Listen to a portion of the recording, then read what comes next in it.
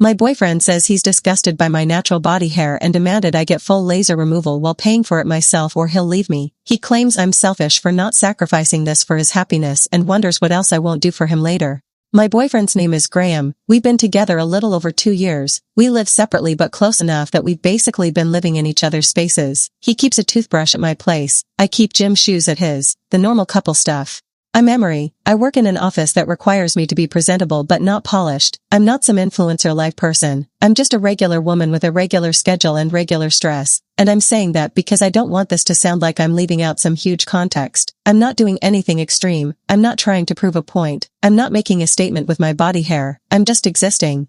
For most of our relationship, Graham has been particular, not in a scary way at first, more in a tidy way. He likes things clean. He likes his apartment arranged exactly. He folds towels a certain way. He wipes the counter after cooking like he's closing a shift. It actually felt comforting when I first started staying over, because it made everything feel controlled.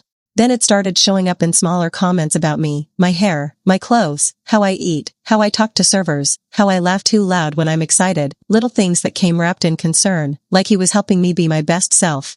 I pushed back sometimes and he'd back off. He'd kiss my forehead and say he just cares about me. He'd tell me he's not trying to control me. He'd tell me he just wants us to have a good life. And I'd tell myself, okay, he's just particular. He's just anxious. He's just trying to plan. The body hair thing started as small jokes. He'd notice my legs weren't perfectly smooth and he'd do this exaggerated shiver like he was teasing. I'd roll my eyes and tell him he was dramatic, and he'd laugh and drop it. Then last month, after we went to an indoor swim night at the aquatic center with some of his friends, he got quiet on the drive back. Not silent, angry quiet, more like he was building up to something. He kept tapping his thumb on the steering wheel. His jaw was tight. When we got back to his apartment, he didn't do his normal routine. He didn't make tea. He didn't put music on. He just stood in his kitchen like he was waiting for me to follow him in and take my place in the conversation he'd already planned. He told me he needed to talk about something serious, and I remember my stomach dropping because serious from him usually means he's decided something and now he's going to present it as reasonable. He said he was disgusted by my natural body hair, not just annoyed, not just a preference, disgusted, and he said it like he was confessing a burden, like he'd been carrying this brave secret. I stood there with my wet hair dripping onto his floor mat, and I felt this immediate heat behind my eyes, not tears yet, more like shock, because disgusted is such a harsh word for someone you say you love. I asked what he meant, and he started explaining in this calm clinical tone. He said he can't help what he's attracted to. He said he's tried to ignore it. He said he's been patient. But he said he's reaching a point where he can't be intimate with me without thinking about it. I felt my face go hot, and I asked him why he was saying this now. Why now? Why like this? And he said because we're getting more serious and he needs to know I'm willing to put effort into the relationship. Then he dropped the real thing he'd been building toward. He said he wanted me to get full laser hair removal. He didn't mean just underarms or bikini. He meant full. He listed areas like he'd researched it. He talked about it like a project plan. I stared at him and told him that's expensive, and he said yes. Then he said I should pay for it myself, because he said it's my body and my responsibility, and he said if I wanted to keep him happy I would invest in it. I asked him why he wouldn't pay if this was his demand, and he said because then it would feel like he's controlling me, and he said it with this serious expression like he'd solved an ethical puzzle, like he was being respectful by demanding it while refusing to contribute. Then he gave me the ultimatum. He said if I don't do it, he'll leave, and he didn't say it like a threat. He said it like a boundary, calm voice, steady eyes, like he was talking about lease terms. I didn't even have words at first. My mouth opened and nothing came out, because my brain was trying to catch up to the reality that my boyfriend was telling me I had to permanently alter my body, pay for it, and if I didn't he'd leave, all while insisting he wasn't controlling. When I finally spoke, I told him that's not a normal request, and he did that small sigh like I was being difficult, and he said it's normal for couples to make sacrifices. He said he's not asking me to do something painful. He said laser is quick. He said it's just a series of appointments. He said lots of women do it. He said he just wants me to be the kind of partner who's willing to invest in what matters. I asked him why my discomfort didn't matter, and he said he never said it didn't. He said he's acknowledging it, but he said his happiness matters too. And then he hit me with the part that made me feel like the floor shifted. He said if I can't sacrifice this for his happiness, he wonders what else I won't do later. He said it like he was thinking ahead to marriage, kids, hard times, like my reluctance to laser my body hair was evidence that I'd abandon him in a crisis. I felt this weird dizziness, because it was such a leap, such a manipulative leap, and I knew it was manipulative in my bones, but I also felt that old reflex to prove I'm not selfish, to prove I'm good, to prove I'm committed. I told him I needed time to think, and he nodded like he'd granted a request, Then he said I should start by scheduling a consultation. He said at least talk to a clinic and get pricing. I didn't yell, I didn't have a dramatic reaction, I grabbed my bag and left, and the moment I got in my car my hands were shaking so hard I had to just sit there gripping the steering wheel until it eased, because I didn't want to drive like that. On the way home I kept replaying the word disgusted, because that's the part one can't shake. You can have preferences, you can have attraction patterns, but disgusted feels like contempt, and contempt doesn't live in healthy places. I got home and I tried to act normal. I tried to do my usual routine, wash my face, change into pajamas, feed my fish, but I kept stopping in the middle of tasks because my brain would flash back to his expression, so calm, so confident, like he truly believed he had the right to demand this. He called me later and I didn't answer. Then he sent a message telling me he loved me and he hoped I could be mature about this, and that message made my stomach turn because mature in his mouth always means compliant.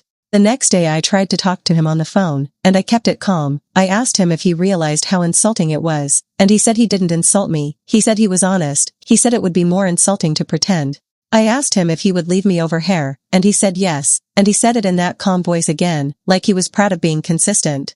Then he started offering compromises that weren't compromises. He said I could start with laser on the areas that bothered him most, and I asked why he was describing what bothers him about my body like it's a list of defects, and he said I was twisting his words. He kept coming back to money too. He said I can afford it. He said I waste money on things I don't need. He said if I cared about us I'd prioritize this, and I realized he had built a case in his head where my spending was evidence of disrespect toward him. For context, I don't waste money. I buy dumb little treats sometimes like anyone, but I'm not reckless, and even if I was, it's still my money. I'm not asking him to fund my life. I'm not asking him to fix my choices. I told him I wasn't doing full laser, and his tone changed slightly, not louder, just sharper. He said then you're choosing body hair over him, and I said no, I'm choosing myself over being controlled, and he got very quiet. Then he said I'm calling him controlling because I don't want to take accountability. That sentence made me feel nauseous, because it was so upside down. He told me I was selfish. He told me I was refusing to sacrifice for his happiness. He told me I'm not thinking long term, and he told me if I loved him I'd show him. I ended the call and sat in my kitchen staring at the grout lines in the tile like they were a map, because I felt disoriented, like I'd stepped out of a normal relationship and into a negotiation where my body was an object that had to meet terms. Then the first twist happened, and it wasn't even from him directly, it was from my voicemail. A local aesthetics clinic called and left me a cheerful reminder message about my upcoming consultation. They used my name, they referenced a time window, and they said they looked forward to meeting me. I had not scheduled a consultation. I hadn't even researched clinics yet. I hadn't called anyone. I listened to the voicemail 3 times, then I checked my call history to make sure it was real. It was, and my stomach dropped because I realized what it meant. Graham had called a clinic and booked something under my name. I called the clinic back and asked what the appointment was for, keeping my voice as steady as possible, and the receptionist read back the details, a laser consult, and she read back an email address that I recognized as Graham's, not mine, and she read back a phone number that was his, not mine. I told her I did not authorize that appointment and I needed it canceled, and she apologized and canceled it, and she asked if I wanted to reschedule, and I said no, and my voice shook even though I was trying to sound calm. When I hung up, my hands were sweating, because that was a line, it was a concrete line. He didn't just express an opinion, he took action with my identity to push me toward his demand. I called him and asked him why he did that, and he didn't deny it. He said he was helping me. He said I needed a nudge. He said he knew I'd procrastinate because I don't like uncomfortable conversations, and he said if I cared about the relationship I'd be grateful that he made it easier. I asked him if he understood how invasive that was, and he said invasive would be him forcing me. He said he can't force me. He said he's just setting expectations, and he said if I won't meet them then that's my choice. I felt this sick clarity settle in, because he was building a framework where he could do anything and still claim he wasn't controlling, as long as he didn't physically restrain me. I told him to stop. I told him not to use my name for anything. I told him we needed space, and he said space is fine as long as I use it to think about what I want, and he said he's not going to stay in a relationship where he's not prioritized. That night I didn't sleep. I kept waking up and checking my phone like I was expecting another voicemail, another appointment, another push, and I hate that I felt that way, like he had access to parts of my life I didn't fully understand. The next morning I went to work and tried to act normal, and I caught myself tugging my sleeves down whenever I moved my arms, not because anyone could see anything, but because I suddenly felt observed in a way I hadn't before, like my own body had become a problem I needed to manage. Graham called again at lunch, and I didn't answer, and he left a message that sounded softer. He said he missed me. He said he didn't want to fight. He said he just wanted us to be happy. Then he ended by saying he hopes I'm not the kind of person who refuses to compromise, because that would be disappointing. Disappointing, like I was failing a test. I don't even know what my question is. I guess it's whether this is as bad as it feels, because I know people have preferences. I know grooming is a thing couples talk about, but the ultimatum, the disgust, the demand that I pay for permanent removal, the way he turned it into a test of my commitment, it feels like something bigger than hair. It feels like he's seeing how far he can push, and now I can't unsee it. Update, 3 weeks later. 3 weeks has been long enough for the shock to wear off and for the pattern to become obvious, and honestly that's been worse than the first day, because the first day felt like a fight, and now it feels like I'm watching someone try different tools on the same lock to see what opens. After the clinic voicemail incident, I told Graham I needed space, and I meant real space, no nightly visits, no casual drop-ins, no couple routines. I needed my brain to be quiet enough to hear itself. He agreed in words, then immediately ignored the spirit of it. He started showing up in my orbit in ways that looked accidental but didn't feel accidental. I'd go to my building's package lockers and find a small bag hanging on my door handle with a note attached in his handwriting saying he dropped off something I left at his place, like he was being helpful, like he was caring, like he was entitled to access. I didn't respond. I didn't thank him. I didn't invite further contact. I just took the bag inside and locked my door and felt my stomach twist because he still had my building door code from when he used to come by. A few days after that, I got another voicemail from a different clinic, also cheerful, also using my name. This time it was about confirming a consultation, and when I called back, the receptionist read an email address that belonged to Graham again, and I felt this strange calm anger settle in because now I knew it wasn't a mistake, it was strategy. I told the receptionist to cancel and to mark my name as not to be scheduled unless I personally called, and she apologized and did it, and she sounded genuinely uncomfortable, like she could tell something was off. I called Graham and asked him if he was booking these consultations, and he said yes, and he said he was trying to make it easy for me to take responsibility. He said he was doing the emotional labor of finding places. He said I should appreciate it. I told him to stop, again, and he asked me why I was being stubborn, and I said because I don't want laser, and he said then why not just admit you don't care about me. He kept tying my body hair to my character, like it was evidence that I was selfish, lazy, uncommitted, and every time he did that I felt more detached from him, because a person who loves you does not talk about you like that. Then he escalated socially, which is the part that made me feel truly unsafe in a quiet way, not physical unsafe, more like my life could be rearranged by his words. Graham's cousin is dating a woman who works in the same building as me, not the same company, just the same building, and I ran into her by the elevators one morning, and she gave me this overly bright smile and asked if I was doing okay. Then she made a comment about how relationships are about compromise and keeping your partner happy, and she said it like she was offering advice, but her eyes were too alert, like she already knew details. I felt my face heat and I asked what she meant, and she said nothing. She said she just meant in general. Then she asked if Graham was still stressed, and that's when I realized he'd been talking about me to people, probably framing it as him being the poor patient boyfriend with the difficult girlfriend who refuses to do one simple thing.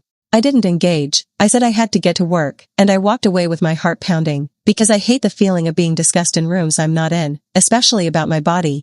Later that day, a coworker I'm friendly with, not close, just friendly, pulled me aside and asked if everything was okay with my boyfriend, and my stomach dropped because that meant the story was spreading beyond his circle. I asked why she was asking, and she said Graham had called the front desk of our building asking if I was there, and the person at the desk mentioned it casually to her because they know she and I sometimes arrive together, and he said he was worried because I wasn't answering, and it sounded caring on the surface, but it felt like he was trying to create a trail where he looks like the concerned boyfriend and I look unstable. I realized then that his calm, reasonable voice wasn't just his personality, it was a tool, it was a way to position himself as the rational one, so if I ever reacted emotionally, I'd look like the problem. I decided I needed one clean conversation in person to end it, because phone calls were too easy for him to twist. He'd talk in circles and wear me down, and I'd leave the call feeling confused. I did not want a door confrontation. I did not want him showing up at my place. I did not want to show up at his, so I picked a notary office inside a small business services building that handles paperwork for all kinds of boring things, because it's public, it's recorded, and the staff is right there. I told him I wanted to meet to finalize the end of our relationship and exchange items, and he replied fast. He said he was glad I was finally ready to be mature. That word again, mature, like he owned it. When we met, he showed up dressed like he was going to an interview, clean pressed shirt, calm posture. He walked in like he expected to win, and he immediately started talking like we were there to negotiate. He said he loved me. He said he didn't want to lose me, but he said he needs a partner who makes sacrifices. He said he needs to know I'll prioritize him. He said the hair is just the first test. I asked him if he hurt himself, and he smiled like I was being cute.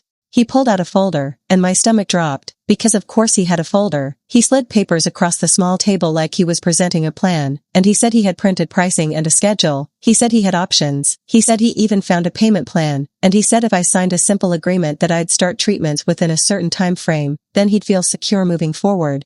I stared at him because he brought an agreement, in a notary office, to make me sign a grooming contract, and I felt this hot wave of disgust at him that matched the word he used on me. I told him no, and I pushed the papers back, and he didn't explode. He leaned back and sighed like he was disappointed. Then he said this is exactly what he was afraid of. He said if I won't do this, what won't I do later? And he said he needs to protect his future. I told him he could protect it without me, and he asked if I was really willing to throw away 2 years over hair, and I told him it wasn't hair, it was the entitlement, it was the way he booked appointments under my name, it was the way he involved other people, it was the way he treated my body like an obligation. He kept trying to pull the conversation back to preferences. He said he's allowed to have standards. He said he's allowed to want what he wants, and I told him he's allowed to want anything. He's not allowed to demand I pay for permanent changes under threat. He stared at me for a long second, then he did something I didn't expect. He said fine, if I won't do it, then I need to reimburse him for everything he's invested in the relationship. He said time, dates, trips, gifts, and he said it like he was making a point, like he wanted to scare me into bargaining. I didn't argue. I stood up and told him we were done, and I asked him to hand over my things that he had, and he said he didn't bring them, and he said it with that calm smile again, like he knew that would force a second meeting. I realized then he was not going to give me a clean break. He was going to keep creating reasons for contact, because contact was how he controlled the story. I told him I would coordinate through a third party for the items, and his face tightened slightly, just a flicker of anger, because he didn't like losing access. I walked out without raising my voice, and I sat in my car and felt my whole body shaking, not from fear of violence, from the adrenaline of finally saying no in a way that didn't soften. That evening, my building manager called me, and my stomach dropped because I don't usually get calls from my building manager. She asked if everything was okay because a man had come by asking to be let up to my unit because he said he was my boyfriend and he was worried, and he told her I was being irrational and he just wanted to talk. I told her he was not to be let in. I told her we'd broken up, and I heard her voice shift into a more serious tone, like she was recalibrating. She said she understood, and she said she'd note it. Then she said something that made my skin go cold. She said he asked her if there was a way to confirm I was home because he didn't want to waste another trip, and he said it while smiling, like it was a normal request. I thanked her and hung up, and I realized he wasn't just pushing for laser, he was pushing to see if my boundaries were real, he was pushing to see if other people would help him access me, and that's the part that finally snapped my denial. Because if he truly believed he wasn't controlling, he wouldn't be trying to bypass my no by recruiting strangers. He wouldn't be trying to build a story where I'm irrational and he's concerned. He wouldn't be trying to confirm where I am. I changed my building access code the next day through management, and I asked them to remove him from any guest list, and they did. Graham responded by sending me a message saying I was acting paranoid. He said I was punishing him for being honest. He said he hopes I don't regret being this cold, and reading that made me realize he wasn't going to apologize. He was going to keep framing himself as the wounded reasonable one. Final update 8 months later. It took months for the situation to fully stop feeling like it was hovering, because Graham didn't vanish the day I ended it. He just shifted tactics, and the tactics were all about access and narrative, not love. The first month after the notary office meeting, he tried to get my attention through logistics. He suddenly remembered items I had at his place. Then he suddenly claimed he had expensive items of mine that he needed to return responsibly. Then he claimed I had items of his that I needed to return immediately. And he did it in that calm, urgent tone that makes you feel like you're the unreasonable one if you don't respond. I refused private exchanges. I arranged one exchange through my building manager's office during business hours with her present, because I wanted it boring and witnessed, and I wanted no room for him to later claim I threatened him or begged him. He showed up with a bag that contained some of my things and also items that weren't mine, like he was testing whether I'd take responsibility for random stuff. And when I handed him his items, he tried to start talking about the laser again, like it was still on the table, like he was still negotiating. I didn't answer him. I kept my face neutral, and I watched his composure tighten, because he wanted a reaction. He wanted either tears or anger, something he could point to as proof that I'm emotional. When he didn't get it, he did the next thing. He filed a small claim against me for money he said I owed him for relationship expenses, and the filing itself didn't scare me because it was ridiculous, but it made me feel sick because it showed he was willing to use official channels to force contact. The claim didn't go anywhere, because he couldn't produce anything meaningful, and the clerk's office treated it like what it was, a personal dispute dressed up as a debt, and the dismissal was quick and unromantic, which was exactly what I needed, boring reality shutting down his performance. After that, he tried one last narrative push. He contacted my building manager again pretending he needed to deliver something important and he was concerned about my safety, and my building manager told him no and told me immediately, and I realized I was lucky, because if she had been someone who liked drama or believed every smooth-voiced man, this could have gone worse. That night I went to the police station and asked about a no-contact order process, not because I wanted revenge, but because I wanted the pattern documented, the booking appointments under my name, the attempts to access my building, the pressure through third parties, the false claim. I wanted something official that didn't rely on me sounding calm enough for strangers to believe me. The officer I spoke with didn't act shocked. He asked plain questions. He told me what documentation mattered, and he told me how to file, and I did. Graham reacted the way he always reacted when he didn't get control. He sent a long message calling me cruel. He said I was ruining his reputation. He said I was proving I can't compromise, and he said I would regret being this rigid. What made it stop was the order, not magic, not a moral awakening, just consequences. Once he was served, he finally stopped contacting me directly. He stopped calling my building. He stopped trying to create reasons for interaction. The final clean event that closed it for me happened at my building's management office during a routine paperwork update. The manager told me Graham had tried to come in earlier that week asking if the order was real, like he hoped it was a bluff, and when she confirmed it was real and she would call the police if he didn't leave, he left immediately.